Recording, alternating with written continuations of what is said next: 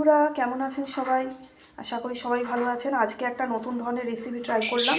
এর আগে এরকম রেসিপি অনেক আগেই বানাতাম। এটা কি বলুন তো বন্ধুরা, এটা আসলে কম্বোডিয়ান একটা ডিশ আর কি, কম্বোডিয়ান একটা বিদেশি রান্না। এর আগে আমি বিভিন্ন ধরনের রান্না, জাপানিজ, কম্বোডিয়ান, থাইল্যান্ড ডিশ করেছি। তখন আমার ইউটিউব চ্যানেল ছিল না।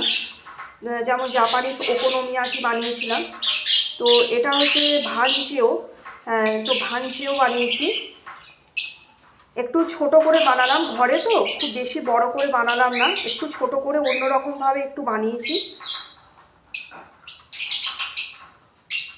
আসলে আমার মনে পড়েনি ইউটিউবের আগে আমি এই ধরনের ডিশ শেয়ার করেছি কিনা।